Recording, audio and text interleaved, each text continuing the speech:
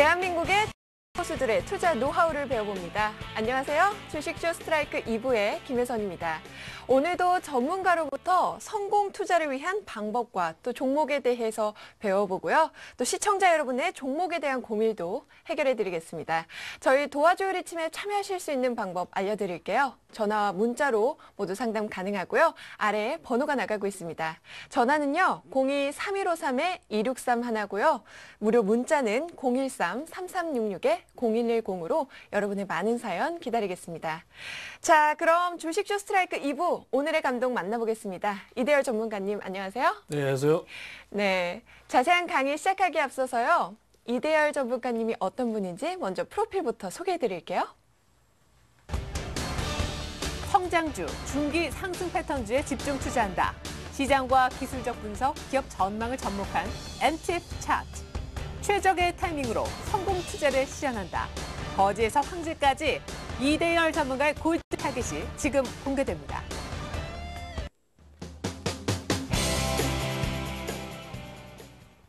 네, 이대열 전문가님, 이 지난주에는 홈런주만 살짝 공개해 주셨는데 오늘부터는 강의도 진행해 주신다고요? 네. 네. 여러분들께서 좀 이 시장에서 매매를 좀 하실 때에 가장 기본적으로 좀 알고 있어야 될 것들, 네. 이러한 부분들을 제가 여러분들한테 좀 소개를 시켜드리는 시간을 갖는데요. 네. 제가 이 기본적인 것을 설명드리는 이유는 우리가 이 주식시장이 상당히 변화무쌍하지 않겠습니까? 그렇죠. 그러다 보니까 여러분들께서 이 매매에 대한 기본적인 이론이 정립이 되어 있지 않으면 네. 약간의 풍파에도 여러분들 심리가 많이 흔들려가지고 갖고 있어야 될 종목들을 또 매도하거나 네. 사야 될 종목들을 타이밍을 놓쳐가지고 또 비싸게 주고 또 사는 경우들이 비일비재하다고 저는 판단이 됩니다. 네. 그런 것들을 좀 미연에 방지하고자 기본에 좀 충실한 매매를 한번 지금 시장이 좀 살짝 올라오지 않겠습니까? 네. 지금 시점에 매수할 종목들이 조금 눈에 보이니까 네. 기본에 충실한 매매를 한번 해보시라고 이런 시간을 조금 마련해 봤습니다. 네. 자, 그럼 앞으로 어떤 내용으로 강의해 주실 건지 커리큘럼도 좀 소개 좀 해주세요. 네, 제가 커리큘럼을 이번에 초급 강의죠. 초급 강의를 6강 정도로 제가 편성을 좀 해봤는데요. 네. 일단 화면을 조금 보시면서 제 커리큘럼을 잠깐 말씀을 좀 드릴게요. 네. 자, 이번 시간에는 좀 내용이 좀 많아요. 그렇네요. 이동평균선과 캔들에 대한 이해를 타이틀로 잡았고요. 네. 여기에 보시게 되면 단순 이동평균선의 정의와 형태, 이러한 것들에 따라서 주가 흐름은 또 어떻게 예측이 되는지 아주 기본적인 개념이지만 굉장히 중요한 부분이니까 조금 네. 귀를 조금 기울여 주시면 좋겠고, 일본 캔들도 우리가 아는 그냥 똑같은 모양이지만 이것도 분해하게 되면 또 다른 캔들로 우리가 이해할 수 있기 때문에 여기에 대한 얘기도 조금, 이 캔들의 위치와 또 분봉을 분해했을 때의 주가 흐름에 대한 예측이 또 달라질 수 있습니다. 여기에 대한 것도 제가 좀 말씀을 좀 드릴 겁니다. 그리고 마지막으로 1강에서는 캔들 쌍 형태하고 위치에 따른 주가 흐름 예측 방법도 설명을 조금 드릴까 합니다. 네. 그리고 조금 더 세부적으로 나가게 되면 이제 1강에서 이동평균선 정의 종류, 정배열, 역배열과 관련된 부분들, 네. 그다음에 이동평균선의 응집과 분산, 그다음에 주가와의 이격도, 이런 부분들도 오늘 다 다뤄볼 겁니다. 네. 그다음 세부 살펴보도록 하겠고요. 지금 1강만 지금 제가 단순히 설명을 드렸는데 2강에서는 캔들 형태와 변곡점, 그리고 네. 골든 크로스, 이런 관련된 부분들을 제가 추가적으로 강의를 할 거고요. 네. 그다음에 골든 크로스 눌림목 포인트, 그다음에 박스권 트레이딩 기법하고 눌림목이 또 어떻게 연결이 되는지 드릴 겁니다. 자, 그리고요. 지금 오늘은 제가 시간이 되면 네. 여러분들께 지금 1강에서 제가 2강까지 시간이 허락한다면 제가 강의를 할 예정인데, 네. 시간이 허락하지 않는다면 네. 1강에서 마무리를 할 수도 있습니다. 그 네. 부분들은 여러분들께서 시간의 제약 때문에 제가 그런 거니까요. 그건 좀 이해를 좀 해주시고, 네. 제가 못다한 얘기들은 다음 주에 또 말씀을 드리도록 하겠습니다. 네. 네. 제 1강입니다. 이동평균선과 캔들의 이해. 제가 책을 보면서 주식 공부를 하다 보면은 이 네. 캔들 또 이동평균선에 대한 이해가 엄청나게 많은데요. 네. 막상 책을 보면서 공부를 하다 보면은 이해가 참 쉬운데 이게 네. 돌아서서 이 주식 차트 표를 보면서 이 네. 해석을 하려다 보면 정말 헷갈리더라고요. 그렇죠. 네, 그래서 오늘 전문가님의 강의가 정말 반갑습니다. 네. 이 오늘 첫 강의는 이동평균선과 캔들에 대한 기본적인 내용인가요? 네, 그렇습니다. 네. 자, 먼저 화면을 좀 보시게 되면 네. 제가 순서대로 좀 정리를 좀 해드릴 텐데, 네. 자, 먼저 이동평균선의 이제 그 기본적인 개념을 먼저 아셔야 되겠죠. 이동평균선에는 뭐 우리가 통상적으로 많이 보는 것이 단순 이동평균하고 뭐 지수 이동평균이 있는데, 네. 그 이동평균선들의 그 기본적인 특징하고요. 네. 이 두 가지에 대해서만 얘기를 하겠습니다. 뭐 삼각가중이라든지 기하평균이라든지 여러 가지 그 이동평균선이 있지만 가장 많이 사용하는 거 두 개만 말씀을 드리고요. 네. 그다음에 정배열이 갖는 의미하고 역배열이 갖는 의미들, 이런 그 형태와 그 의미에 대해서 간단하게 한번 배워볼 겁니다. 그리고 조금 뭐 중요하다 싶은 것들은 바로 이동평균선이 분산되는 것과 응집되는 것들, 여기에 어떤 의미들이 있는지도 좀 중요합니다. 네. 그리고 이동평균선과 주가와의 이격도는요, 우리가 차후에 공부할 것들과 상당히 많이 그 연관성이 있는 것들이니까 여러분들께서 좀 신경 써서 좀 들어주시면 좋겠네요. 네, 그럼 본격적으로 강의 한번 시작해 볼까요? 네, 자, 이번 시간에 지금 그 순서가 네. 지금 바닥권 천정권에서 네. 도찌형, 비석형, 망치형 캔들의 해석이라고 되어 있습니다. 참 종류도 많아요. 네.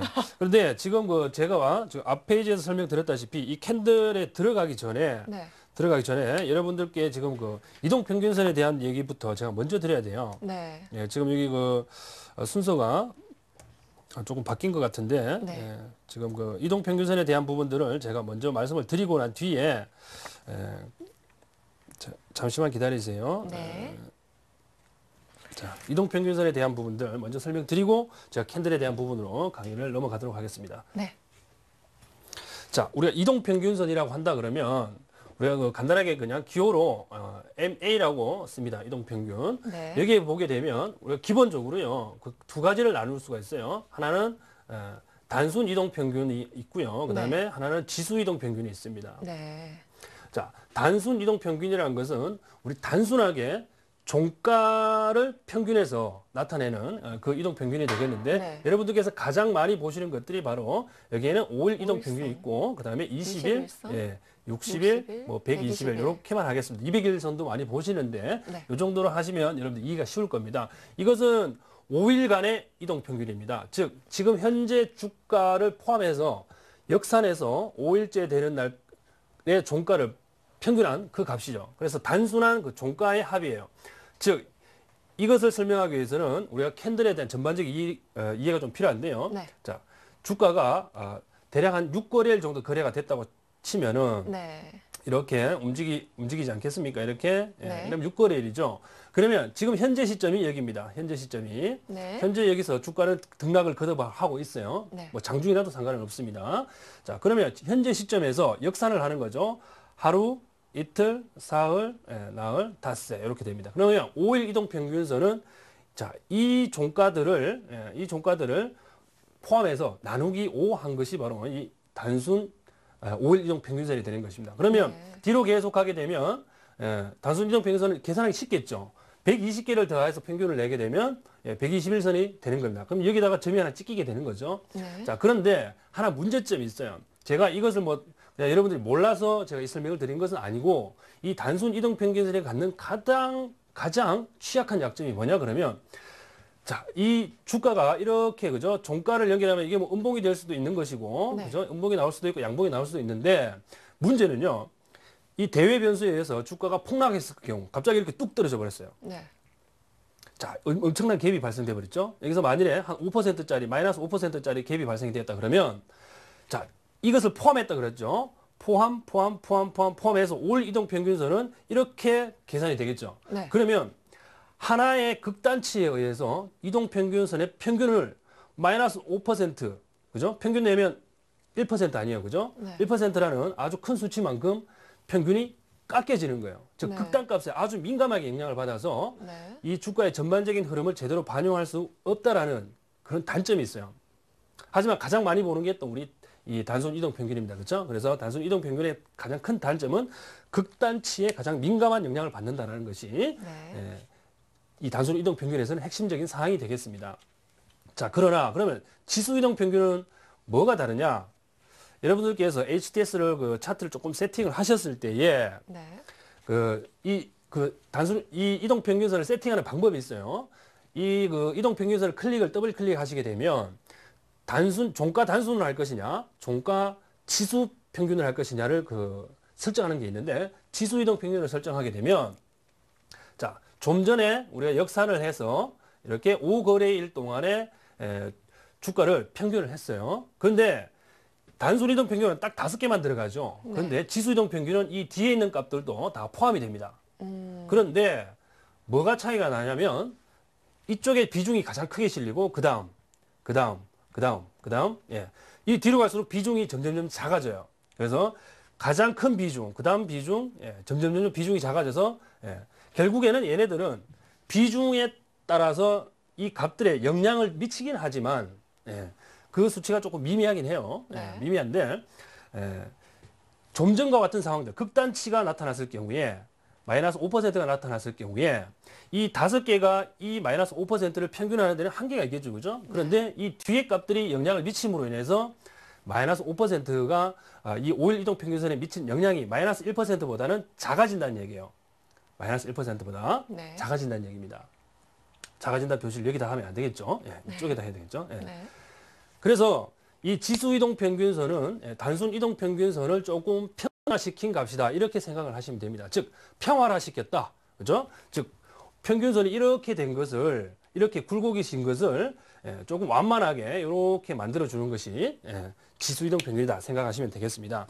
그래서 여러분들 흔히 차트를 보게 되면 단순 이동 평균선에서는 분명히 캔들이 종가상 이탈이 되었는데도 불구하고 그 자리에서 바로 날아가는 케이스가 있어요.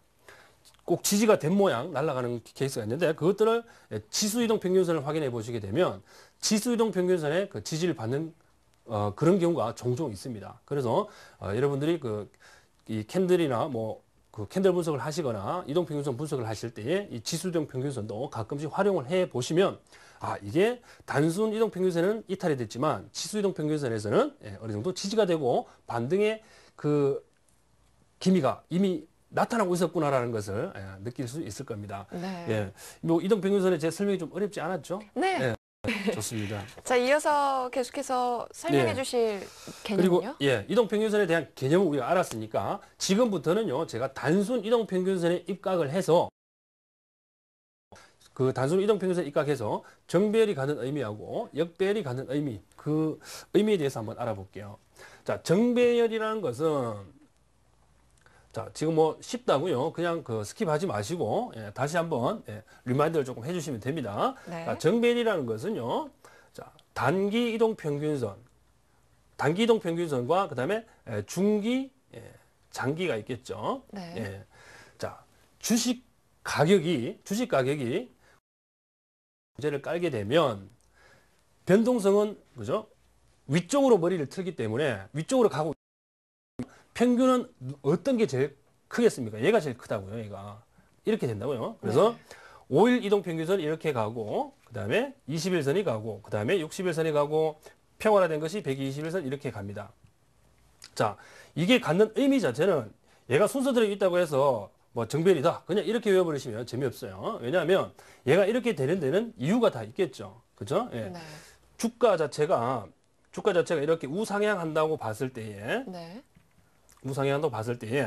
자, 이 5개의 캔들 자체가 평균 값이 다 높은 값들이죠. 그죠? 네. 뒤에 있는 값들보다는. 그래서 얘가 제일 위에 오는 거예요. 네. 그래서 정배열이 갖는 의미는 최근의 주가 흐름 자체가 강세권에 있다는 것을 나타내는 겁니다. 네. 그리고 이게 순서대로 되어 있다는 의미는 이 주가의 흐름 자체가 점진적으로 상승세를 보여주는 매우 강한 추세를 형성하고 있다는 것도 하나의 이유가 되겠죠. 그래서 단기적으로는 5일 이동 평균선, 20일 이동 평균선을 깨지 않으면서 이렇게 조정받는 경우도 있을 수 있겠죠. 주가가 이렇게 내려와가지고. 예. 이런 경우에도요, 이게 이탈되지 않으면 정배열, 이 밑으로 보게 되면 이게 전부 다 지지와 저항 역할을 하기 때문에 주가는 웬만해서는 밑으로 내려오기는 힘들다. 즉 추세를 형성하면서 이렇게 출렁출렁하면서 우상향하게 되는 거죠. 그래서 일각에서는 정식 기관에도 있습니다만은 역배열된 종목은 쳐다도 보지 않는다는 얘기가 있어요. 그게 이러한 이유 때문에 그런 겁니다. 그러면 네. 반대로 역배열과 같은 경우에는 그죠? 제가 굳이 그림을 그리지 않더라도 주가가 단기적으로 많이 급락을 해서 추세를 형성해 버리게 되면 주가가 마이너스 방향으로 그죠? 급락하게 되면 단기 이동 평균 값들이 급락하게 되겠죠. 네. 그러면 5일선이 제일 밑쪽으로 오게 되고 네. 그 다음에 20일선이 따라 내려오고 60일선이 따라 내려오고 위에 120일선은 내전 200일선이 평활화돼서 위쪽으로 쭉 옆으로 가고 있는 그런 모습들이 나오게 됩니다. 그렇게 되면 장기 이동 평균 값들이 자, 200일선이 있고요. 여기 동그라미 하나 빠졌죠. 예, 여기 121선이 있고요. 그다음에 60일선이 여기서 아주 오겠죠. 60일선이. 네. 그다음에 20일선은 가파르게 하락을 할 것이고요. 그다음에 5일선은 이렇게 빠질 겁니다. 네. 자, 이렇게 돼 버리면 이게 주가는 올라가야 되는데 이 이평선들이 다 저항 역할을 해서 올라가다가 내려오고 이렇게 되는 거죠. 그래서 밑에서는 박스권 흐름을 보이는 이유가 바로 이러한 이유 때문에 그런 겁니다. 네. 그래서 정배열과 역배열이 갖는 의미 자체는 이 지지와 저항의 개념에서 매우 중요한 역할을 하기 때문에 단순히 이동평균선의 위치를 확인하지 않고 많이 떨어졌다고 매수하게 되면 박스권에 장기간 갇혀가지고요. 이 투자 자금의 기회비용이 많이 발생될 수도 있습니다. 그래서 반드시 이 낙폭 과대주를 매수하실 때에도 이 이동평균선들의 위치를 꼭 확인해주는 습관을 좀 길러야 되겠다라고 네. 말씀을 좀 드릴 수 있습니다. 네. 자, 그러면 이동평균선에 대한 얘기는요, 뭐 이 정도로 하면 될 것 같고요. 그다음에 이동평균선이 이제 또 분산되고 응집되는 케이스가 있어요. 이게 또 무슨 얘기냐면 주가의 변동성이 큰 경우에는 주가가 이렇게 한번 출렁이고 이렇게 가고 있다고 한번 생각을 한번 해봅시다. 그러면 이게 주가 자체가 그죠? 이 변동성이 커졌기 때문에 여기서는 제가 뭐 이런 얘기를 안 드리려고 했는데 할 수 없이 얘기가 나오게 됩니다. 이 표준 편차라고 있거든요. 네. 이게 그 주가 이동 평균의 그 평균값에서 전체적인 평균값에서 이 변동성이 얼마나 커지냐 그 얘기를 하는 건데요. 이 구간에서는 주가의 굉장히 컸지 않겠습니까? 그죠? 네. 그렇게 되면 이동평균선, 단기 이동평균선은 이렇게 날아가고요. 이렇게 날아가고, 그죠? 이렇게 나오겠죠. 이게 5일 이동평균선이라면 200일선은 그냥 이렇게 돼요. 이렇게 됩니다. 자, 그러면 여기서 어떤 현상이 나타났냐면 여기서는 주가가 얕은 박스권으로 이렇게 출렁출렁해서 움직이게 되면 200일선은 이렇게 붙고요. 60일선도 밑에서 이렇게 되겠죠. 그 다음에 뭐 20일선은 이렇게 되겠죠. 뭐 이렇게. 그래서 여기서 이동 평균선들이 딱 밀집을 해가지고 아주 얕은 밴드를 형성해서 여기서 등락하는 그 등락을 거듭하는 케이스가 있는데 이런 케이스들은요 우리가 에너지가 응집된다 그래요. 에너지 응집이라 그래요. 네. 이동 평균선이 몰리고 있다는 거죠. 그만큼 변동성이 축소되면서 여기 거래량도 보게 되면요. 여기서는 거래량이 이렇게 폭발합니다. 네. 막 엄청 실려요. 그런데 이쪽으로 오면 돼서 거래량이 얼마 실리지도 않아요. 네. 뭔가 준비를 하고 있는 거죠. 네. 기관들이 샀거나 뭐 외국인들이 샀거나 뭐 그런 그 패턴들을 확인할 수 있으면 여기까지 확인하시면 가장 좋고요. 네. 일단 거래량은 이렇게 큰 변동 없이 나오는데 이런 케이스는요. 굉장히 극단적인 현상이 나타나는데 네. 거래량을 동반해서 이렇게 시세를 분출하는 케이스가 있어요. 이렇게 네. 거래량을 동반해서 이때는 상한가를 가지 않는다 그러면 못 잡으니까 상한가를 가지 않는다 그러면 얘는 종가에 베팅을 해야 되는 거예요. 이게 바로 에너지 응집 즉 이동평균선이 밀집되는 종목들에 나타나는 특징이에요. 즉 거래량은 반드시 확인하셔야 돼요. 거래량 네. 폭발입니다. 그럼 반대 방향으로 가면 어떻게 되겠어요? 반대 방향으로 가면 내가 이쪽에서 계속 사모았어요. 올수 예상해서 계속 사모았는데 거래량은 터졌어요. 그런데 이게 마이너스 방향으로 갔어요. 네. 빨리 나와야죠. 큰일 납니다. 자, 요게 응집에 대한 얘기였고요. 반대로 분산에 대한 얘기는 응집하고 반대겠죠. 네.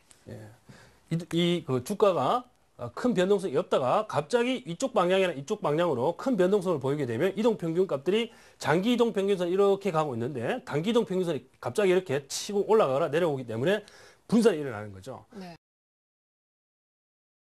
그 이동평균이 아니라 이동평균선의 분산이죠. 분산이 일어나게 되면 주가는 이미 이 위치에 있어야 분산이 되는 거기 때문에 이게 급락이냐 아니면 얕은 반등이냐 그 두 개밖에 안 돼요. 그렇기 때문에 분산된 것은 여러분들께서 접근하시기에는 다소 무리가 좀 있다. 네. 세부적인 분석이 필요하다.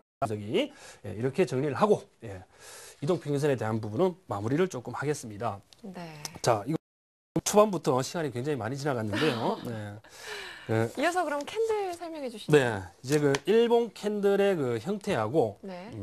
이 위치 의미에 대해서 한번 알아보겠습니다. 네.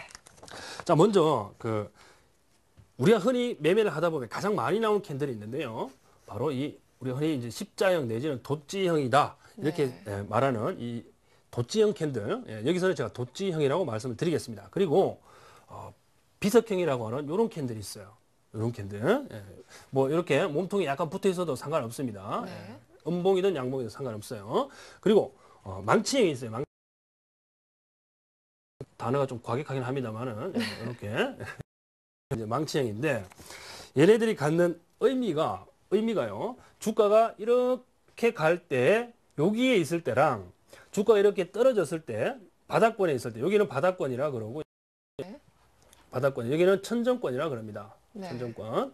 예, 이게 뭐 밴드로 이렇게 갈 수 있는 거고요. 예, 일단 주가가 좀 많이 올랐다 그러면 이제 뭐 천정권이라고 우리가 표현을 하니까 자, 여기 있을 때 의미들이 다 틀립니다. 다 틀려요. 자, 먼저 천정권에서 이 십자형 캔들을 한번 볼게요. 이게 십자형이다. 네. 자, 이거 동그라미를 제가 뺄게요. 예. 주가가 쭉 상승을 하면서 네. 이렇게 장대 양봉을 하나 뽑아낸다고 치면은 제가 양봉은 제가 색칠을 하지 않겠습니다. 자, 여기다가 플러스 표시를 하면 예, 이게 양봉이겠죠. 네. 양봉이 그죠? 길게 뭐 대략 5% 이상 상승한 급등한 양봉 뒤에 이런 캔들이 나왔어요. 이 캔들은 예, 자, 조금 더 자, 여러분 이해하기 쉽게끔 전일 종가 라인을 넘어서 가지고 이게 형성이 됐는데 네. 자, 이게 기준 라인을 보면 거래량이 어제도 이렇게 폭발이 되고 오늘도 이렇게 거래량이 폭발이 됐어요. 폭발했던 거예요. 예. 엄청난 거래량입니다. 여기서 보면 거래량이 점진적으로 이렇게 상승한다고 보면 자, 여기에서 갖는 의미가 도대체 뭐냐 이거죠. 자, 이것을 분봉으로 보니까 자, 우리 십자형이면 그냥 간단하게 그냥 시가와 종가가 똑같다 이렇게만 해석을 하지만 우리가 이것을 분봉으로 쪼개보면 자, 시가와 종가가 똑같은 위치에 있는 방법은요 아주 다양해요. 이렇게 돼도 그죠? 시가와 종가가 똑같고 이렇게 돼도 시가와 종가는 똑같고요. 이렇게 돼도 시가와 종가는 똑같아요. 어떻게 움직였냐에 따라서 얘가 갖는 의미는 조금 달라질 수가 있습니다. 자, 먼저 자, 이것을 뭐 세세하게 제가 하나, 두 개, 세 개, 네 개, 다섯 개 이렇게 계속 다 쪼개서 설명이 없고요. 대표적으로 그냥 자, 이렇게 올라갔다가 급락해서 다시 올라온 경우에는 자, 이 캔들이 그죠? 지금 천정권에 있어요. 네. 천정권에 있어서 추가적으로 상승을 하려니 바로 급락으로 연결됐다는 얘기죠. 급락으로 연결돼 가지고 막판에 약간 매수 물량이 들어와서 시가를 지지한 것밖에 안 돼요. 즉, 여기서 추가적으로 상승세를 주려고 하니까 바로 밀어버렸다는 얘기죠. 즉, 매도세가 많이 존재한다라고 보고, 그죠? 얘는 뭐 매도로 대응하는 게 맞겠죠. 그죠? 예, 매도로 대응하는 게 맞습니다. 자, 그 다음에 반대로 예. 미니까 바로 이렇게 매수세가 들어왔다가 예, 바로 시가까지 대기 매수세가 아직 살아있다는 거기 때문에 그렇죠? 주가가 떨어지니까 바로 매수해서 이렇게 쭉 올려버렸잖아요, 그죠? 예, 떨어진 거에 2배만큼 올려버린 거예요. 예, 네. 꼭 2배는 아니더라도 2배, 3배까지 올랐다 떨어질 수도 있어요. 그다음에 시가까지 또 밀렸다라는 것은 야, 대기 매수세 좀 더 존재하는구나. 시간적으로나 예, 거래량적으로 이때 거래량이 동반이 돼야 되겠죠. 그래서 이때는 홀딩을 해도 돼요. 이때는 홀딩해서 하루 더 봐도 됩니다. 아시겠죠? 그래서 얘가 갖는 의미는 분명히 시간별로 캔들 모양을 쪼개가지고 예, 시가와 종가가 형성되는 모양을 반드시 관찰해야 된다는 거. 그래서 굉장히 중요한 포인트입니다. 네. 자, 그 다음 바닥권에서는 반대가 되겠죠. 바닥권에서는 그렇죠? 이게 바닥권에서 나타났다 그러면 네. 매수세가 있는 거니까 강한 거니까 그죠? 여기서 거래량이 붙는 것은 당연하고 바닥권에서 나타났다면 얘는 반전 신호로 해석을 하고 적극적으로 매수를 해야 되는 거예요. 네. 그렇죠? 예, 싸게 매수를 해야 되는 겁니다.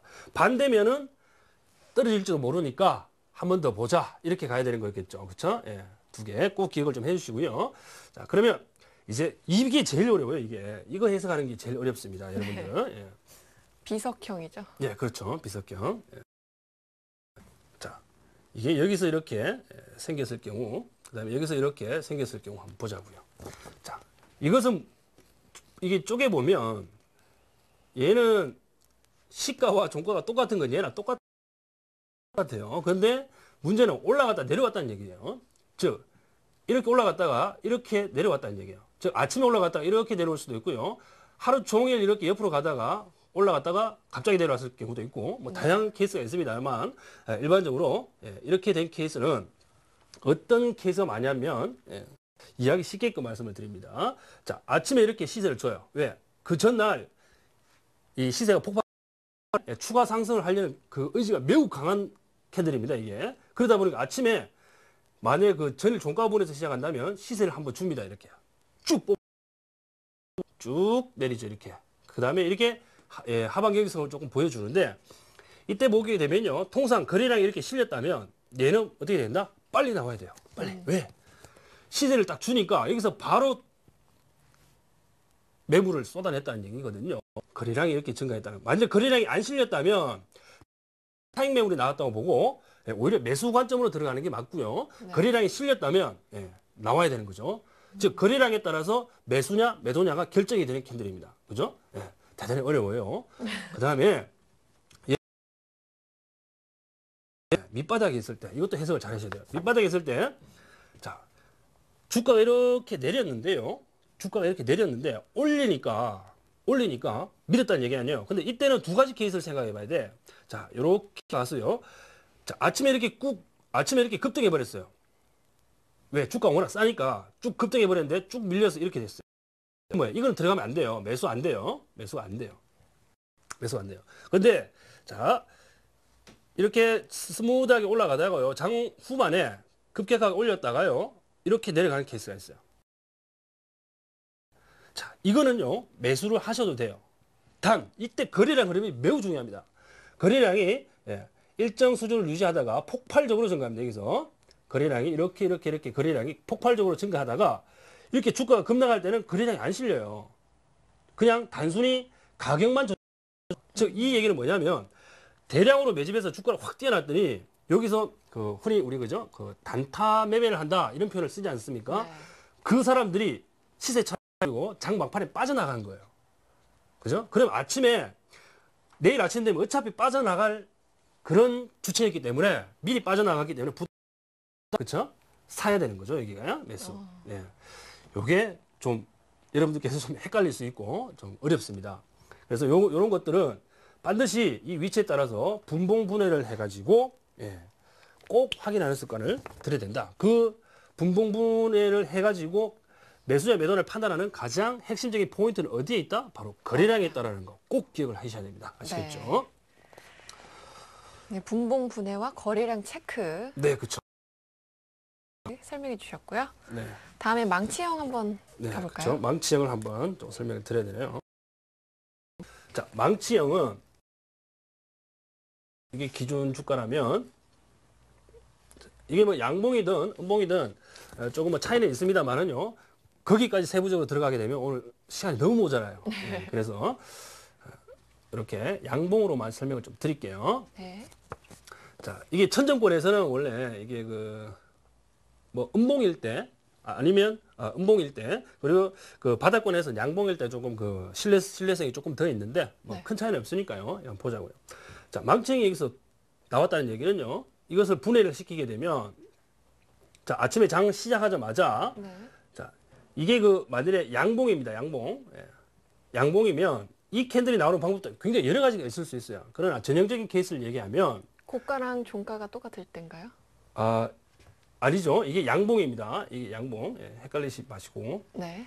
양봉이면 되는 것이고요. 여기는 종가가 되는 것이고 여기가 저가가 되는 거거든요. 네. 그렇죠? 자, 그러면 자, 이게 시작을 해가지고 아침에 이렇게 쭉 밀려요. 자, 올라갔다 이렇게 밀린 케이스가 있겠죠, 그죠? 올라갔다가 이렇게 밀려가지고 장 막판에 오후장에 이렇게 들어올렸어요. 자, 이렇게 들어올린 케이스에서는요, 여러분들께서 일단 하루 더 지켜보셔도 돼요. 하루 더. 왜? 장 후반에 여기서 거래량이 이렇게 여기서 거래량이 뭐 얼마 없었는데 자, 이게 장 막판에 꼬리를 달 시점에 거래량이 동반이 됐다면 여러분들은 하고 하루 더 보셔도 돼요. 추세가 연장될 가능성이 있습니다. 왜? 상승시킬 때 거래량이 실렸기 때문에 그렇죠. 자, 그런데 반대로요.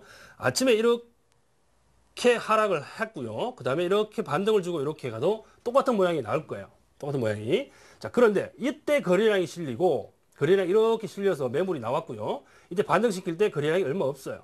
예. 이 얘기는 뭡니까? 예. 이거 그냥 단순히 가격만 반등시킨 거고, 아침에 매물, 예.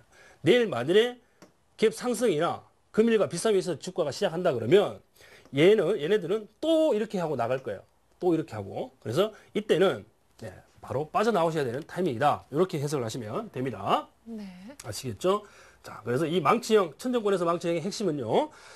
막판에 주가를 들어올릴 때 거래량이 실리면 홀딩을 해보자. 왜? 추세에 연장될 가능성이 높다. 예, 그렇게 보시면 되는 거고. 네. 자, 그 다음에 이 바닥권에서 이 망치형 갖는 의미는 굉장히 중요합니다. 왜? 이거 잘 잡게 되면 여러분들께서는요, 단기간에 많은 수익을 올릴 수 있는 아주 드립니다. 주가가 이렇게 하락을 했는데, 자, 양봉은 나왔는데 꼬리가 길어요. 아침에 시작하면 쭉 밀려요. 왜? 계속 하락했으니까 하락하는 힘에 따라서 쭉 밀려요. 그런데 어느 가격대에 딱 도달하니까 바로 탄력을 받고 올라가 가지고요. 예, 이렇게 된 거죠. 그죠? 예, 시가를 넘어간 거죠. 그죠? 예, 이렇게 돼버린 거예요. 시가를 넘어가 버린 거예요. 자, 그러면 여기에서는 거래량이 여기서 많이 실리겠죠. 그죠? 거래량이 여기서 많이 실리게 될 거예요. 그러면 얘는 뭐다? 예, 종가에 적극적으로 들어가 줘야 되는 거예요. 적극적으로. 아시겠죠? 이게 음봉이라도 상관없어요. 음봉이라도 상관없습니다. 양봉이면 여기가 종가가 될 것이고, 음봉이면 여기가 종가가 될 거예요. 그쵸? 예. 아, 이거 바뀌었죠? 예. 양봉이면 여기가 종가죠. 그죠? 여기가 종가고, 여기가 시가가 될 거예요. 예. 이게 마이너스면 여기가 종가가 될 것이고, 여기가 시가가 될 거예요. 그래서 양봉이냐 음봉이냐에 대해서는 그 중요성보다는 오히려 이 분봉 분해를 통해서 우리가 얻는, 거래량 흐름에서 얻는 의미가 더 크다라는 것을 꼭 기억 좀 해주시고요. 네, 지금 제가 설명드린 게 지금 그 두 번째 일본 캔들 위치와 분봉 분해에 따른 주가 흐름 예측까지 제가 같이 설명을 드렸습니다. 네. 예, 따로따로 설명드리면 너무 시간이 없을 것 같아서 좀 빠르게 진행을 했어요. 네. 예.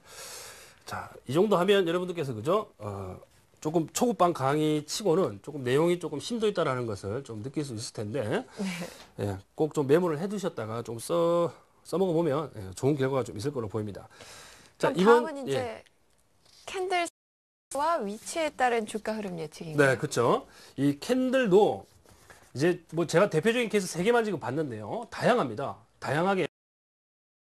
이 캔들 한 개만 봤을 때는 제가 방금 설명드린 캔들이 이제 뭐 좀 중요하다 이렇게 설명되는 거고, 네. 이것들이 두 개가 결합했을 때 또 다양한 의미가 또 나올 수 있거든요. 가장 대표적인 것을 또 먼저 상승 장악형과 뭐 상승 잉태형, 그리고 하락 장악형, 하락 잉태형,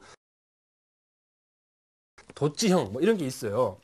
자, 먼저 이게 주가가 이렇게 올라가는 경우, 내려가는 경우가 있다고 봅시다. 그러면 상승 장악형을 한번 보죠. 상승 장악형. 상승 장악형은 어디에서 많이 나오느냐? 바로 자, 바닥권에서 주가가 하락하기 때문에 주가가 쭉 장대 음봉을 동반해서 그냥 밀어버려요. 이렇게 거래량을 동반해가지고. 여기 밑에는 거래량입니다. 여기 네. 거래량. 동반해가지고 주가를 확 밀어버립니다. 사람들이 놀래가지고, 그죠? 예. 다 같이 투매하는 양상이 벌어질 수도 있는 캔들이 바로 이 장대 음봉입니다.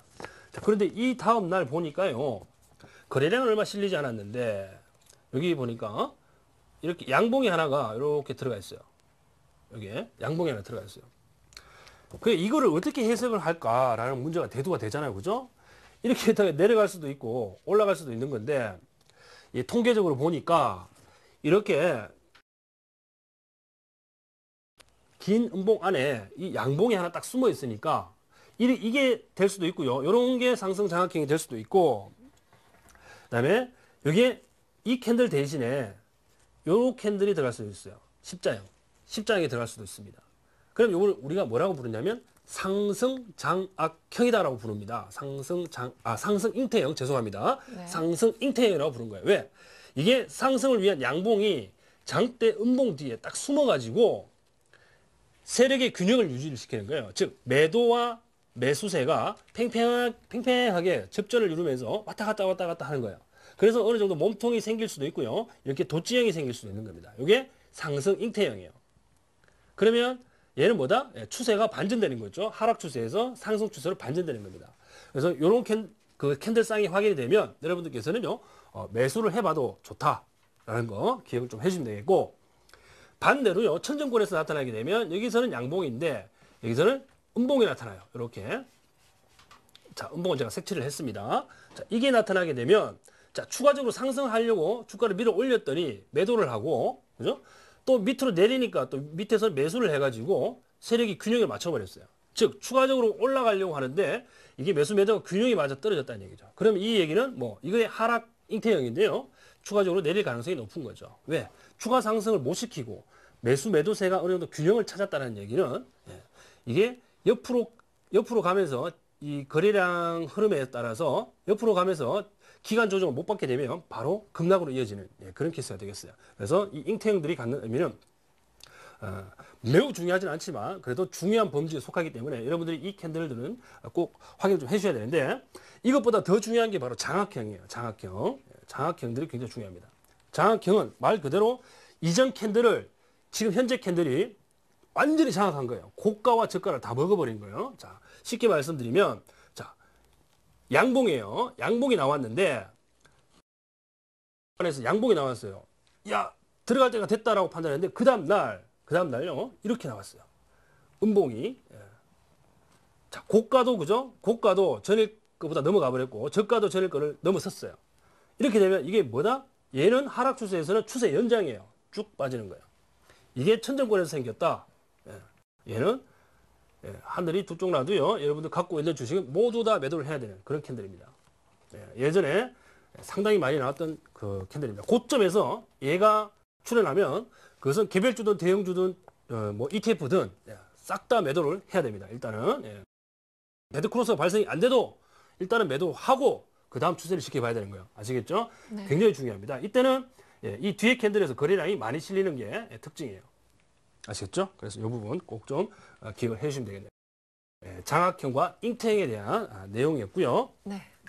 이제 그 있는데 얘도 상승 쌍둥이 도치형이 요런 케이스예요. 자, 이렇게 음봉이 나왔어요. 그리고 밑에 이렇게 두 개가 있는 케이스가 있고요. 자, 이렇게 그 양봉이 나오고 난 뒤에 이렇게 나타나는 케이스가 있어요. 케이스는 뭐냐? 주가가 이렇게 급락을 했는데 장대 음봉이 나오고 그 종가 부근에서, 그죠? 십자형 캔들이 두 개가 나왔다는 얘기는 추가적으로 더 하락시키려고 밀어버렸더니 누군가 샀다는 얘기잖아요. 그 다음 날도 한 번 더 밀어보자고 밀었더니 누군가 또 샀어요. 그죠? 즉 밑에서 하방 경직성이 나타난다는 얘기를 여기서 하게 되는 겁니다. 하방 경직성. 즉 주가가 떨어지는 데 있어서 계속 떨어지지 않고 경직된 주가 흐름을 보인다. 뭐 오르지도 않고, 그죠? 그래서 이걸 하방 경직성이라는 표현을 합니다. 얘는 뭐예요? 주가가 더 주가를 더 올리려고 매수해서 올려놨더니 누군가 밀어버리고, 올려놨더니 누군가 뭡니까? 팔려고 하는 사람들이 이제 점점점 늘어난다고 보시면 되겠죠, 그죠? 그럼 얘는 뭐 매도 대형이고요. 얘는 뭐 매수 대형이죠. 그렇죠? 그래서 뭐 낙폭 과대주라든지 지수와 이격도가 많이 벌어진 종목들에서 이런 현상들이 많이 나타나요. 즉 얘가 하나라도 상관은 없어요.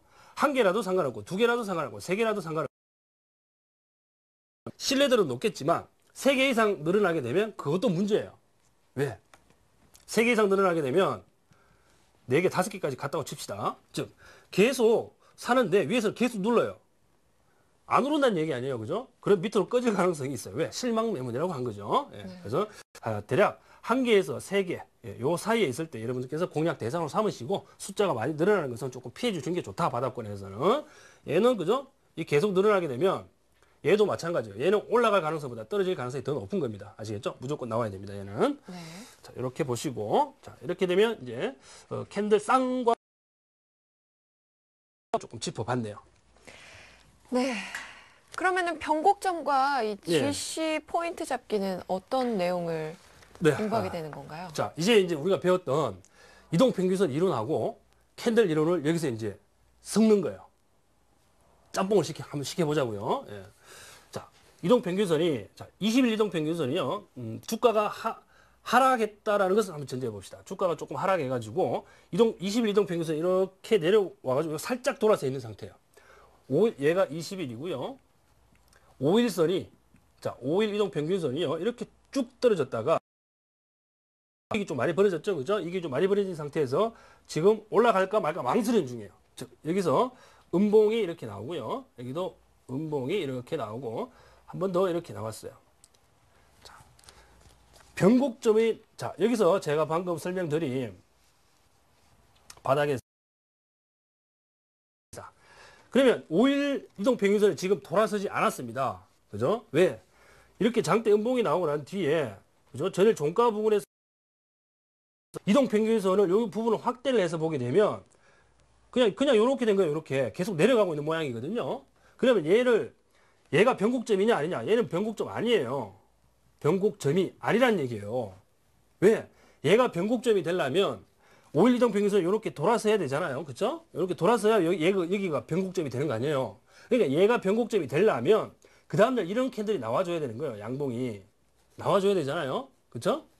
자, 그러면 우리가 지금 상승 잉태형에서는, 그죠? 우리가 선취매하는 개념을 봤는데, 여기서 우리가 변곡점을 만들려면 이 양봉이 필요하다는 거예요. 그러면 얘가 그 이동평균선이죠. 5일 이동평균선 이렇게 돌았을 거예요. 그럼 주가는 5일 이동평균선을 넘어가 있는 거죠. 그죠? 자, 주가가 단기 이동평균선을 돌려세우면서 그 위에 안착이 되어 있다면 얘는 뭐죠? 예, 이게 바로 그 종가 베팅. 예. 종가 베팅인데 목적은 뭡니까? 종가 베팅하는 목적은 20일 이동평균선이 지금 옆으로 눕지가 않았잖아요. 그죠? 눕지 않았습니다. 즉, 그랜빌의 8법칙 중에 20일 이동평균선이 이렇게 우하향할 때, 그때는요, 이 이격도만큼만 수익으로 취하고, 얘가 돌파되면 매도로 대응해라라는 것이 그랜빌의 8법칙, 아주 고전적인 기법 중에 가장 기본적인 거예요. 근데 지금 매매하는 것들, 그 일반적인 개인 투자자들 매매하는 거 보면, 여기서 전부 다 매수를 하는데, 팔아야 될 자리에서 사고 있다는 얘기예요. 잘못된 거죠. 그쵸? 그래서 여러분들이 이 변곡점을 공략을 했다면, 그죠?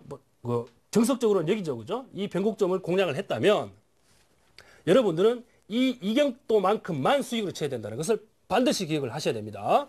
자, 그러나, 상황이 조금 바뀌었어요. 어떤 거냐면, 이렇게 됐어요. 이동평균선이. 20일선 돌아 누운 거예요.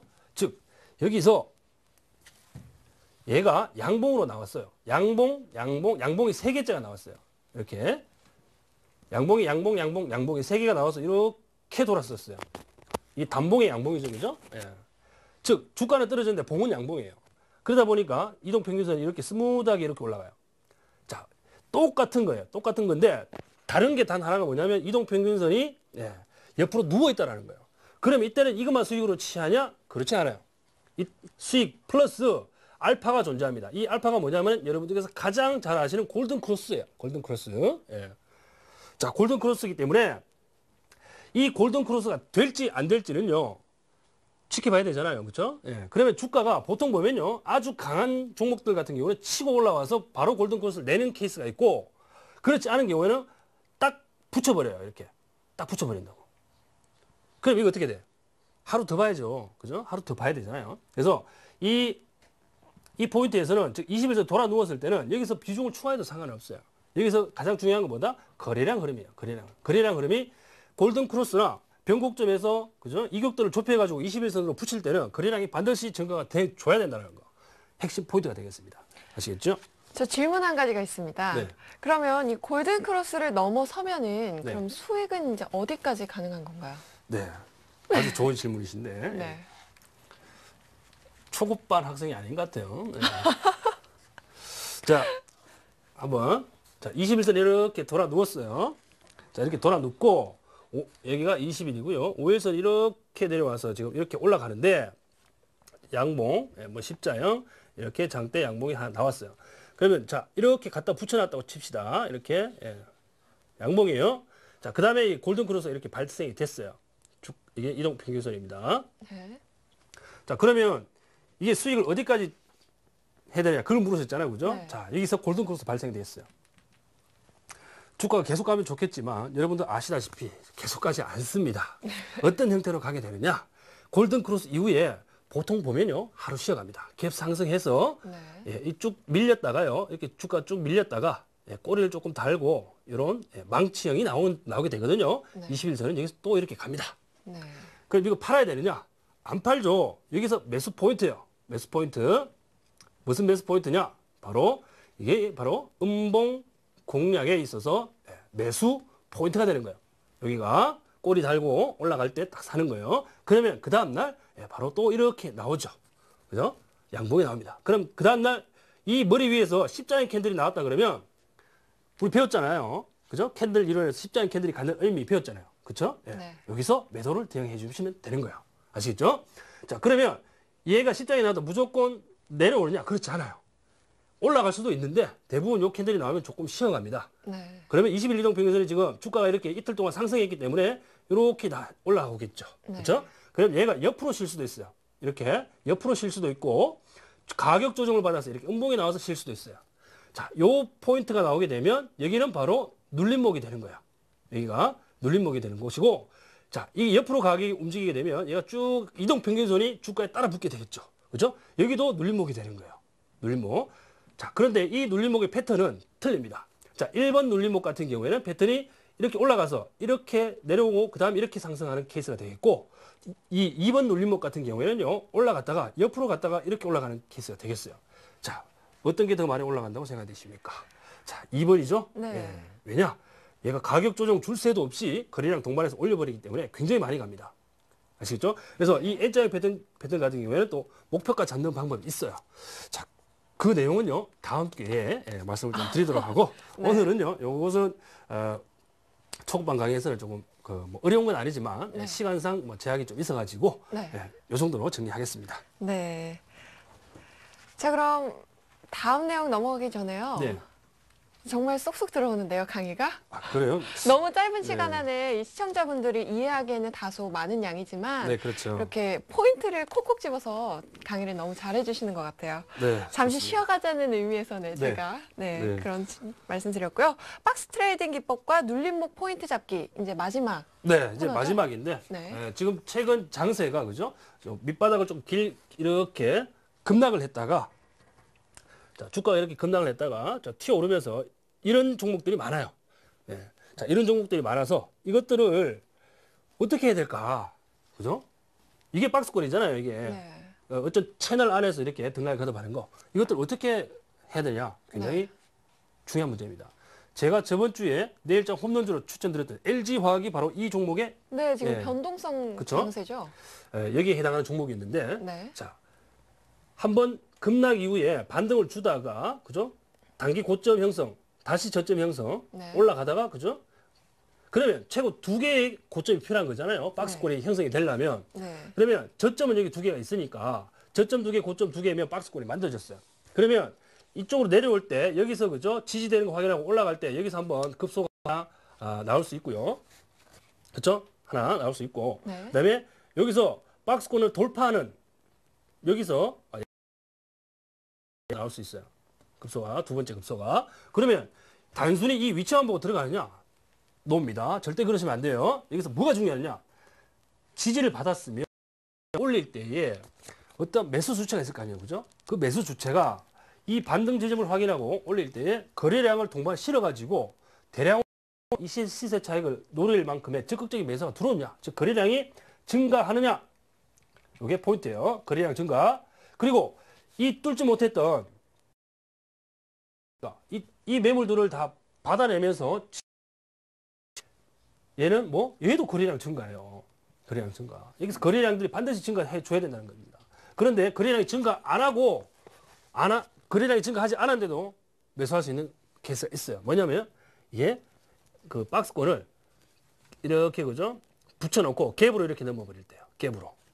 즉 갭은 뭐요? 가격을 뛰어넘는다는 거잖아요. 그죠? 매물대를 뛰어넘어서 가격이 형성되는 거기 때문에 거래량이 실릴 필요는 없죠. 그래서 최대한 박스권 상단에 근접했을 때는 갭으로 넘어오는 것들은 박스권 상단 근처에서 매수를 하시면 되는 겁니다. 네. 네. 그러면 여기서 매수 포인트 2개를 잡았어요. 급소를 잡았는데 자, 예를 들어서 여기서 잡았다고 가정을 합니다. 여기서 즉 박스권 상단에서 우리가 잡았다고 가정을 하죠. 여기서 매수를 했어요. 매수를 했습니다. 자, 그랬더니 하루 쉬고요. 자, 이렇게 갑니다. 급등했어요. 오케이, 좋았죠. 그죠? 그런데 자, 이동평균선은 어떻게 됩니까? 이렇게 되면 이동평균선은 이렇게 따라오겠죠. 그죠? 이렇게 따라옵니다. 즉 주가가 5일 이동평균선 위에 안착되게 되는 거죠. 자, 그러면 이렇게 그죠? 박스권 상단에서 이격도가 벌어진 거 아니에요. 자, 제가 이동평균선을 조금 잘못 그렸는데 자, 이런 식으로 되겠죠. 이렇게. 그죠? 이런 식으로 될 겁니다. 그러면 이 5일 이동평균선하고 박스권 상단이 이격이 벌어지게 되겠죠. 종가라인이 이렇게 벌어지게 되면 차익 욕구가 분명히 있어요. 자, 그러면 밑에서 21선이 이렇게 따라오겠죠. 그죠? 보통 이 21선이 박스권 상단하고 맞물려 있어요. 그렇게 되면 이렇게 주춤주춤해요. 주가가. 그러면 21선이 따라 올라가거든요. 그럼 여기서 눌림목 형성된다고. 여기서 박스권 상단하고요. 아니면 박스권 상단 위쪽에서 눌림목 형성이 돼요. 21선하고. 그러면 이걸 어떻게 해야 된다? 예, 매수해야 되는 거죠. 예, 그래서 매수 포인트는 여기 하나, 여기 하나, 그 다음에 눌림목 하나. 예, 이렇게 세 가지가 같이 연결되는 거예요. 그럼 여기는 뭐다? 제가 처음에 설명드렸던 여기가 변곡점 공략 포인트가 여기서 한번 나와주고요. 그죠? 변곡점 공략 포인트가 나와주고 여기서 박스권 돌파할 때는 예, 여기서 음봉 공략 포인트가 또 하나 나올 수 있어요. 예, 음봉 공략 포인트 한 개가 나올 수 있고 양봉에 공략해도 돼요. 예, 아시겠죠? 그래서 양봉 공략, 음봉 공략. 이게는 그 매수급수가 몇 개? 예, 하나, 두 개가 나오는 거죠. 여기서는. 그죠? 그 다음에 눌림목 주면 한 번 더 나오니까 토탈 매수할 수 있는 데가 몇 개예요? 네 개가 나오는 거예요. 아시겠죠? 그래서 이 박스권 트레이딩 자체는 단순히 보게 되면 그냥 박스 안에서 노는 것 같아서 쉬워 보이지만 거래량 흐름과 변곡점 이론과 눌림목 이론과 예, 바로 골든 크로스 이론과 모든 것들이 집합된 집결체입니다. 그러다 보니까 단순하게 봐서는 수익 내기가 어렵겠죠. 그죠? 그래서 거래량 흐름하고 모든 것을 도합해 가지고 여러분께서 종합적인 사고를 좀 하신다면 가장 매매하기 좋은 패턴이 바로 이런 패턴입니다. 자, 오늘 강의는요. 요 정도로 하고요. 마무리 좀 하겠습니다. 네. 네, 전문가님 오늘 강의 잘 들었습니다. 시청자 여러분들 오늘 정말 많은 내용 배웠죠? 다음 주까지 꼭 복습하시는 거 잊지 마시고요. 자, 그럼 이어서 여러분의 종목에 대한 고민을 해결해드리는 시간이죠. 도와줘요 리치맵 순서가 기다리고 있습니다. 채널 고정해주세요. I've paid my dues time after time. I've done my sentence but committed no crime. And bad mistakes I've made a few. I've had my shells and kicked in my face, but I've come through. I need to go on, on. We are the champions, my friends, and we'll keep on fighting till the end. We are the champions. We are the champions. No time for losers, 'cause we are the champions of the world.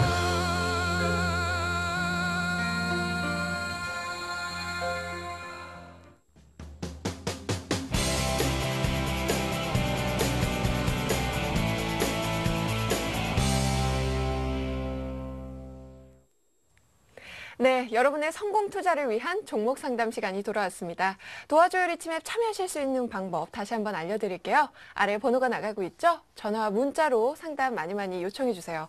전화번호는요. 02-3153-2631 하고요. 무료 문자는 013-3366-0110으로 참여해 주시면 됩니다. 자, 그럼 오늘은 어떤 사연이 도착해 있는지 먼저 만나볼까요? 사연의 주인공은요. 부산 해운대에 사시는 60대 투자자입니다. 안녕하세요, 혜선 씨. 저는 부산 해운대에 사는 투자자인데요. 방송에서 괜찮다는 말에 참 엔지니어링을 매수했는데 초보라서 어떻게 대응해야 할지 모르겠습니다. 주식쇼 스트라이크를 통해 공부하고 싶어서 상담을 요청하게 됐는데요. 그리고 단기로 이 종목을 보고 가도 괜찮은지 궁금하네요. 알려주세요. 네, 이 사연을 보내주신 시청자분과 전화 연결해 보겠습니다. 안녕하세요. 예, 반갑습니다. 네, 주식 초보자라고 하셨는데 혹시 예. 주식 투자 시작하신 지 얼마나 되셨나요? 한 5, 6개월. 아, 네. 혹시 오늘 강의 어려웠던 내용은 없으셨는지요? 아, 처음에 잘 못 해가지고 네. 손해를 좀 보고 있는데 네. 뭐 방송에서 보니까 또 여기 괜찮다 이래서 네. 한번 해봤는데 이게 해도 되는 긴지 짜는 건지 몰라. 이게 전화 연결이 잘 될 줄 알았으면 내가 물어보고 살 긴데. 아, 네. 예, 감사합니다. 예. 그래가 막 그냥 오늘 전화 연결이 잘 돼가지고 한번 물어봅니다. 네. 그러면 참 엔지니어링 매수가와 비중 좀 알려주시겠어요? 2,350원에 30%예요. 2,350원에 30%. 예. 네. 그럼 이대열 전문가님 연결해 드릴 테니까요. 상담 예. 요청해 주세요. 예, 감사합니다. 네. 네, 반갑습니다, 시청자님. 예, 반갑습니다. 네.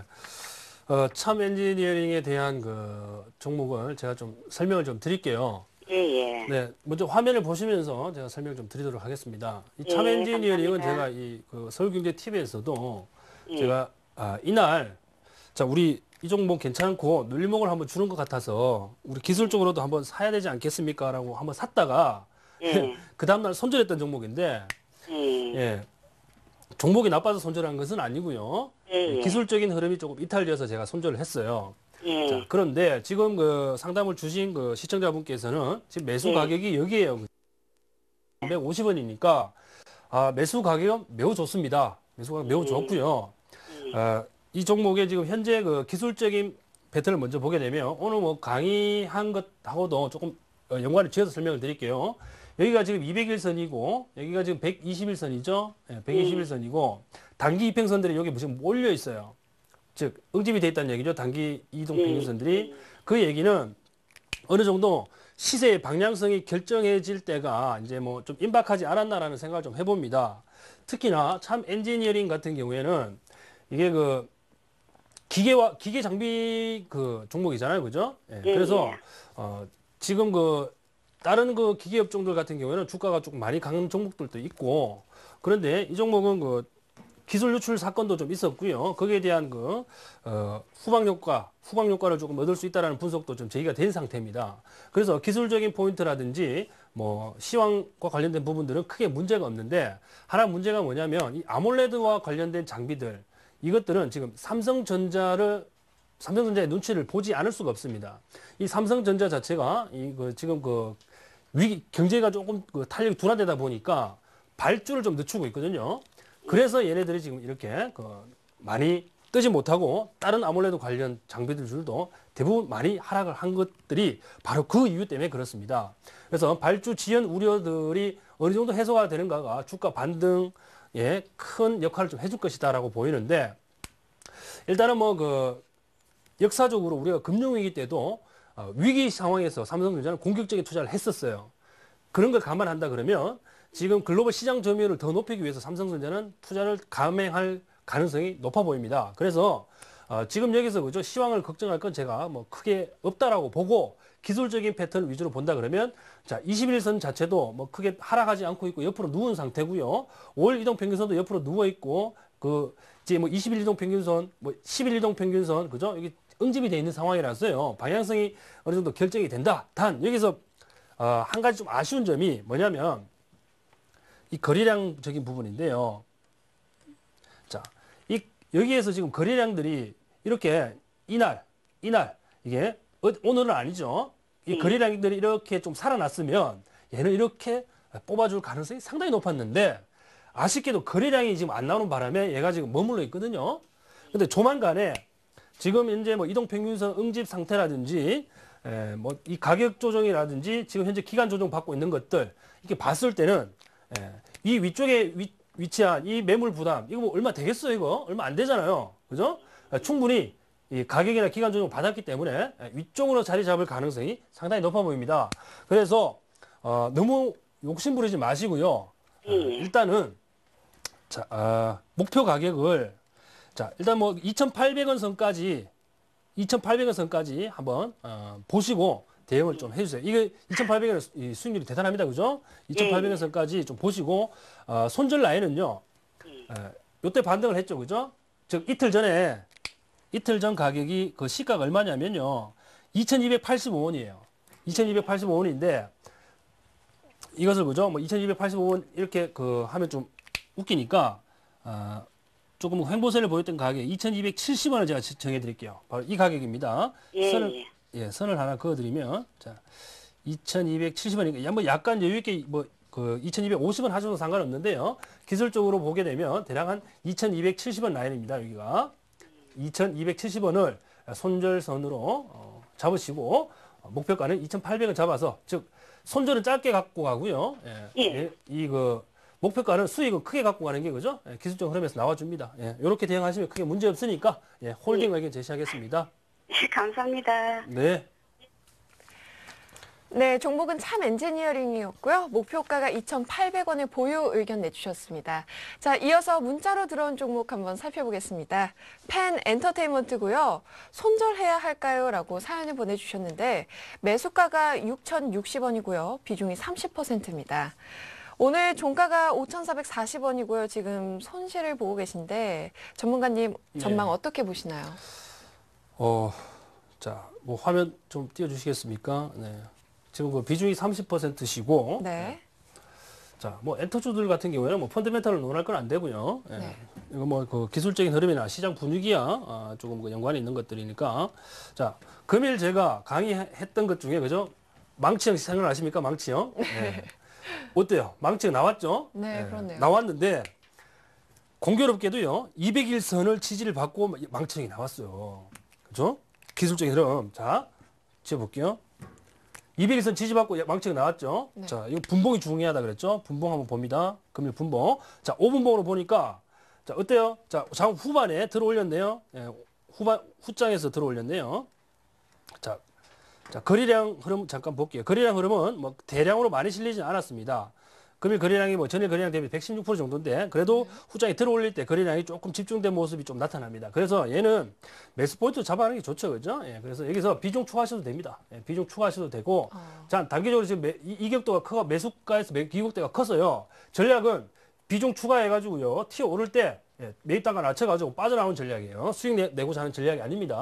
그래서 여기서 비중 추가하셔서 튀어 오르면 매수 평균 매입 단가까지 올라올 때 전량 청산하고 빠져나오시기 바랍니다. 지금 시장이 움직이면 이제 대형주 위주의 장세가 전개가 되기 때문에 이런 것들은 조금 피해 있다가 그죠? 대형주로 조금 갈아타시는 게 좋겠네요. 네, 이상 마무리할게요. 네, 전문가님 상담 감사합니다. 자, 오늘 펜 엔터테인먼트를 끝으로 종목 상담은 여기까지 하고요. 잠시 후에 이대열 전문가의 내일장 공략주로 돌아오겠습니다.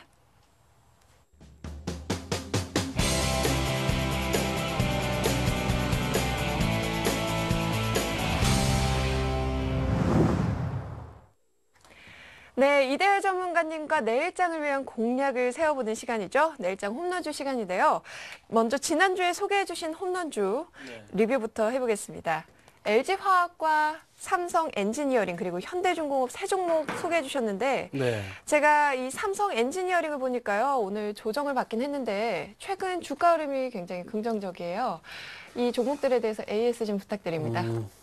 네. PT 자료를 잠깐 볼게요. 네. 제가 저번 주에 말씀을 드렸던 LG화학과 관련된 내용들인데, 자, 금일은요, 국제유가가 어제가 아니죠. 지난주 금요일 날 소폭 하락했어요. 소폭. 네. 그러다 보니까 LG화학 쪽으로 외국인들 매도세가 조금 나왔어요.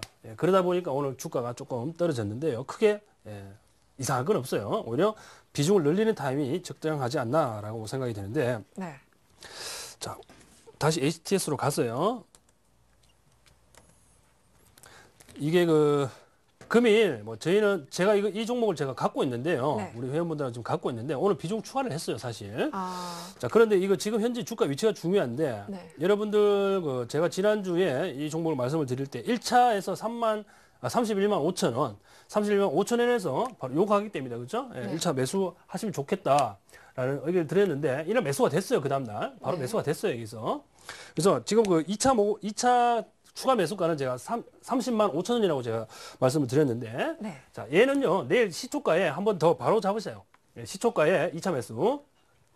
시초가 2차 매수하시는데, 비중은요, 대략 한 40%까지. 네. 즉, 20% 매수니까, 그죠? 도합 40%가 되겠죠? 그래서 내일 시초가에 20% 추가로 더 매수하셔가지고, LG화학 비중을 좀 늘려놓으시기 바랍니다. 네. 지금 이런 포인트는요, 다시 안 옵니다. 다시 안 오니까 여러분들께서 조금 용기 내셔가지고 물량을 좀 확대를 좀 해 놓으시기 바랍니다. 아시겠죠? 그럼 네. 손절선은 어떻게 잡아가냐? 손절선 30만 원 유효합니다. 그대로 갑니다. 21선 깨졌다고 팔지 마시고 30만 원 선까지 지켜보시기 바랍니다. 네. 기술적인 흐름상 얘가 순간적으로 이탈을 했다가 손절 물량들 유입시켜 놓고 이 외국인들이나 기관들이 그걸 받아갈 수 있거든요. 네. 그런 것들을 방지하기 위해서 이평선 밑에다가 손절선 설정한 거니까 일단 내일 시초가에 물량을 더 확보를 좀 하시기 바랍니다.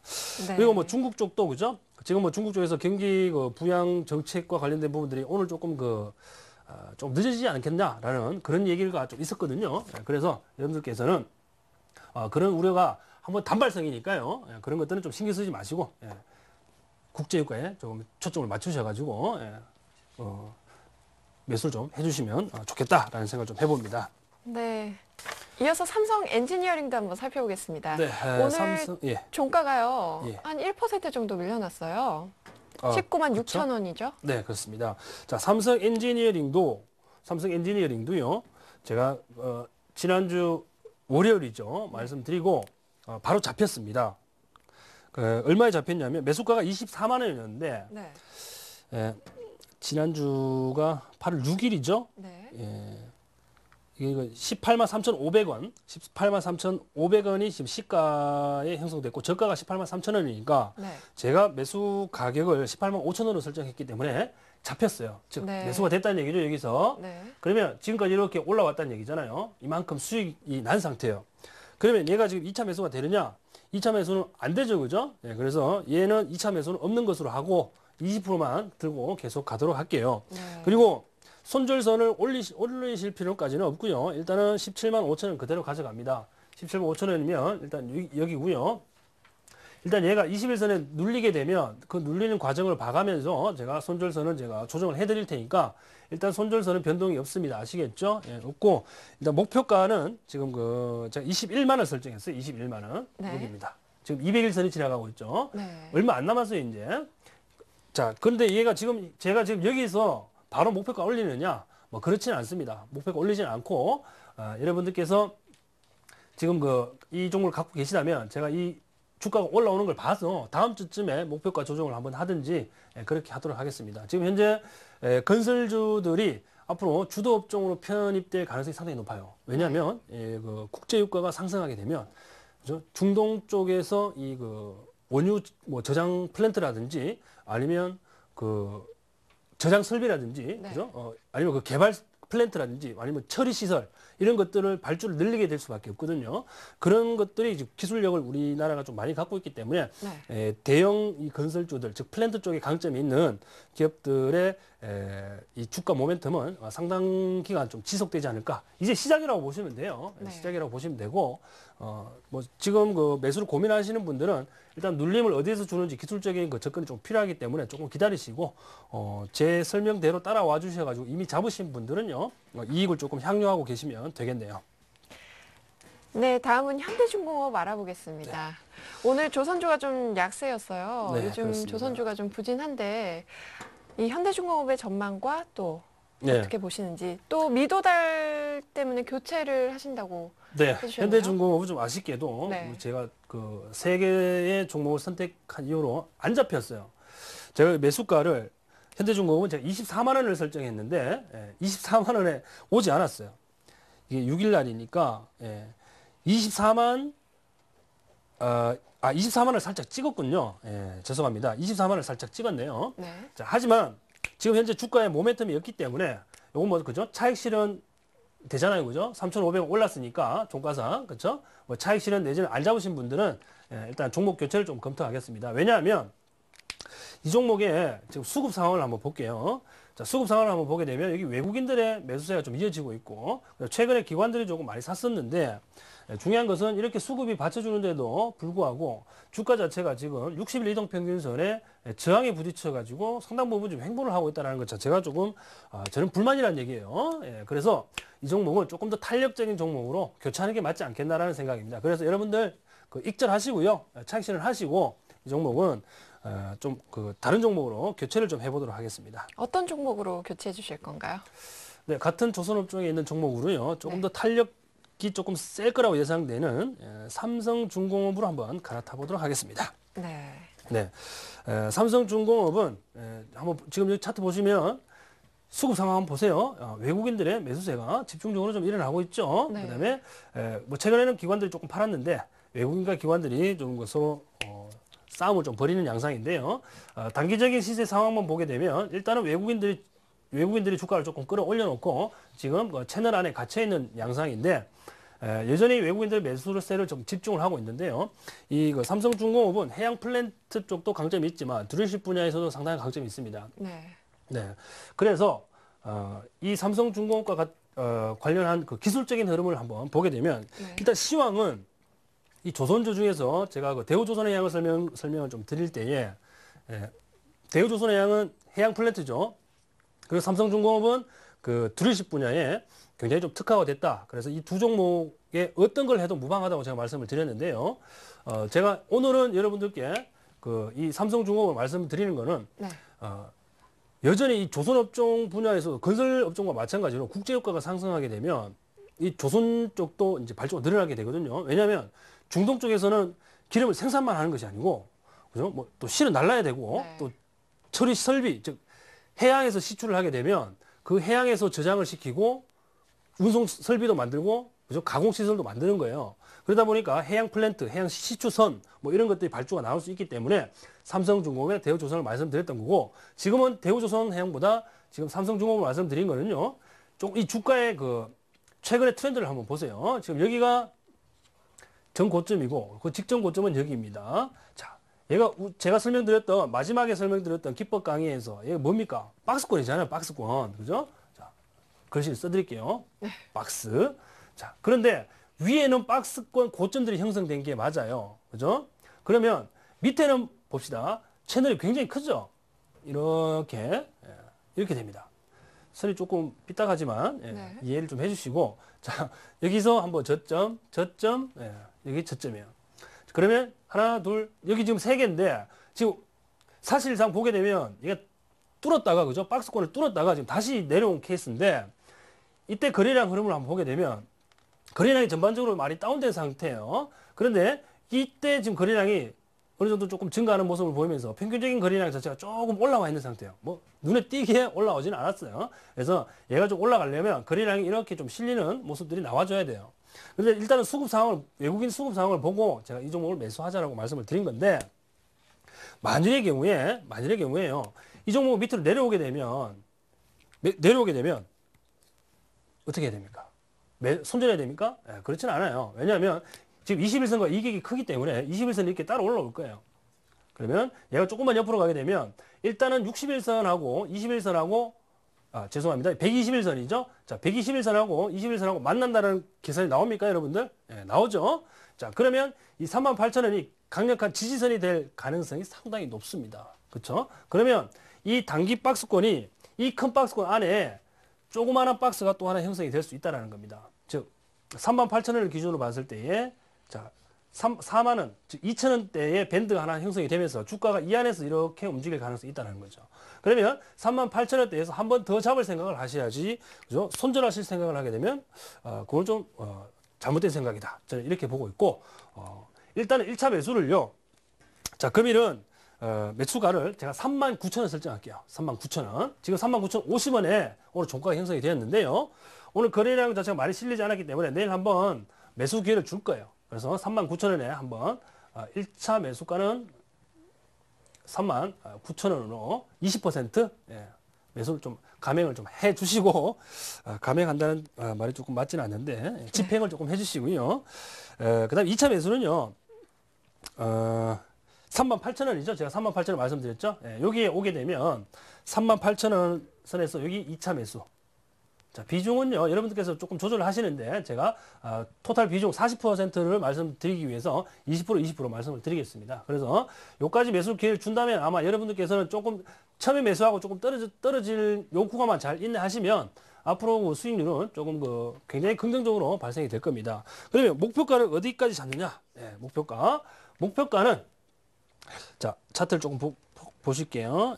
자, 주봉 차트를 먼저 보실게요. 주봉 차트를 보시게 되면, 목표가 자체가 대략 한 4만 5천 원대 부근에서 매물 부담을 받는다는 것을 쉽게 눈치챌 수 있어요. 네. 자, 4만 5천 원까지 목표가를 제가 설정을 해드리는데 그 이유는요. 주가가 이 주봉 차트인데 이 대세 상승권에서 많이 출렁거리면서 한번 밀렸던 구간이 여기예요. 한번 뚫었지만 다시 꺾였기 때문에 이 가격대에서 분명히 저항이 나타날 겁니다. 그래서 여기서 1차 목표가를 설정해서 대응하면 됩니다. 목표가 4만 5천 원 설정하고요. 예, 여러분들께 매수 의견 드리도록 하겠습니다. 네, 지금까지 LG화학과 삼성엔지니어링 그리고 현대중공업과 삼성중공업까지 4가지 종목에 대한 자세한 분석과 전략까지 짚어봤습니다. 자, 이 종목들에 대한 실시간 대응이 필요하신 분들은요. 이대열 전문가님의 온라인 방송을 통해서 함께 하실 수 있습니다. 리치맵 홈페이지에 들어가셔서요. 전문가 방송을 통해 참여하실 수 있고요. 궁금한 점은 문자와 전화로 언제든지 문의하실 수 있습니다. 자, 리치맵 홈페이지에 들어가시면요. 시청자 퀴즈 이벤트도 참여하실 수 있습니다. 상품으로 전문가들의 방송을 무료로 체험해 볼 수 있는 기회도 주어지니까요. 여러분들 많은 참여 기다리겠습니다. 자, 그럼 전문가님 퀴즈 내주시겠어요? 네, 좀 오늘 문제도 좀 어렵습니다. 네. 자, 다음 중 코스닥 종목이 아닌 것을 한번 골라주시기 바랍니다. 자, 1번 한국카본, 2번 다음, 3번 CJ 오쇼핑, 4번 셀트리온. 네, 정답을 좀 찾아가지고 보내주시면요. 예, 한 주 동안의 그 정답자 중에서 추첨을 통해서 푸짐한 선물도 보내드리니까요. 자세한 참여 방법은 혜선 씨가 소개해 드릴 겁니다. 네, 여러분 퀴즈 이벤트에 참여하실 수 있는 방법 알려드릴게요. 먼저 포털 사이트에서 리치맵 검색하시고 홈페이지에 들어가셔서요. 회원가입부터 해주셔야 됩니다. 그리고 주식주 스트라이크에 들어가셔서 퀴즈 이벤트에 참여하시면 되고요. 중요한 건요. 퀴즈 정답 선택 후에 정답 확인 버튼까지 클릭하셔야 완료된다는 거 잊지 마시기 바랍니다. 정답자 추첨을 통해서는 푸짐한 상품이 기다리고 있습니다. 저희 VIP 회원과 아카데미 무료 이용권 그리고 주식 관련 서적을 선물로 보내드릴게요. 전문가님 오늘 강의 감사합니다. 네, 지금까지 성공 투자를 위한 투자 노하우를 배워봤는데요. 전문가들의 더 자세한 노하우와 종목에 대한 의견 듣고 싶으신 시청자 여러분은요. 리치맵 홈페이지를 통해서 전문가 온라인 방송에 참여하실 수 있습니다. 저는 그럼 주식쇼 2부 여기서 마치고요. 내일 다시 찾아뵐게요. 여러분 편안한 밤 보내세요.